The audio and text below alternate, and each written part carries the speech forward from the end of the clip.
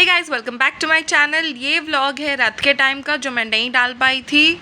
शाम होते ही मैं और दादू निकल गए थे।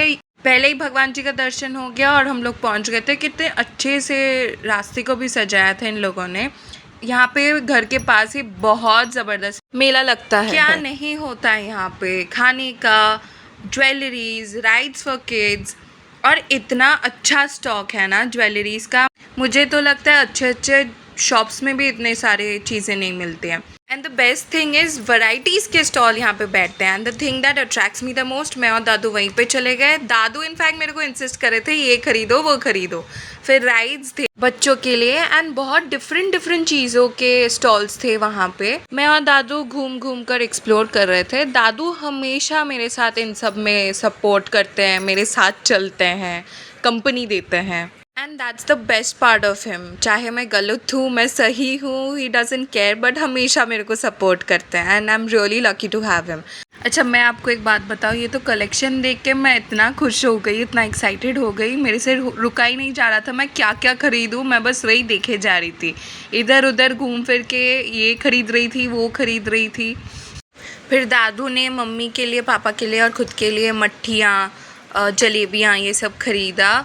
और फिर मैं देख रही थी बच्चे कितने एंजॉय कर रहे थे इन राइड्स पे। मैं भी बचपन में बहुत इन राइड्स पे चढ़ती थी एंड एंजॉय करती थी।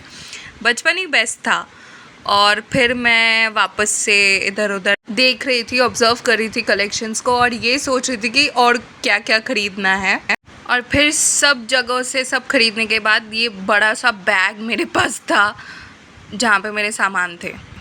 और फिर मैं चली गई चाट खाने के लिए। एंड कितना मस्त लग रहा था जब वो अंकल जी चाट बना रहे थे। मेरा तो अभी भी, मैं जब वॉइस ओवर दे रही थी तब भी मेरे को देख के इतना खाने का मन कर रहा था।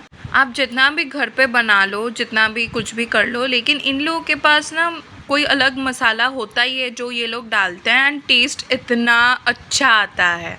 एंड एट लास्ट मेरे को मेरा चाट मिल गया था। 6 बजे के आसपास इतना भीड़ जमा हो रहा था। धीरे धीरे सब बच्चे अपने मम्मी पापा के साथ आ गए थे रथ देखने के लिए। यहाँ से ही हमारा एरिया का रथ पास होता है। सब वेट कर रहे थे कि कब आएगा कब आएगा। बीच में मैं और दादू अपना मॉकटेल्स भी पी लिए। एंड मॉकटेल का स्टॉल इतना बढ़िया लगाया था, कितना अच्छा लग रहा था दिखने में। और यहाँ का तो स्पेशलिटी है रथ के टाइम पे पापड़ तो खाना ही है, तो हम लोग मम्मी पापा के लिए ले लिए थे। कितना अच्छा डेकोरेशन किया था इस बार इन लोगों ने, मतलब देखते ही कितना अच्छा फील हो रहा था। बहुत टाइम वेट करने के बाद भी तब भी रथ पहुंची नहीं थी यहाँ पे, इसलिए जहाँ से रथ यात्रा शुरू होने वाली थी हम लोग रिक्शा लेके वहीं पे चले गए। लाइट्स देखते ही ना दुर्गा पूजा याद आ जाता है, कितना अच्छा लग रहा था। और फिर हम पहुँच गए जहाँ से रथ यात्रा शुरू होने वाली थी। एंड यहाँ पे इनफैक्ट प्रोग्राम भी चल रहा था जहाँ सब सेलिब्रिटीज़ आए हुए थे। मुझे उस दिन का बेस्ट पार्ट यही लगा था, इतना भीड़ इकट्ठा होने के बाद भी सब कुछ इतना वेल ऑर्गेनाइज्ड वे में हो रहा था। ना ही कोई जाम लगा था, ना ही कोई झमेला हुआ।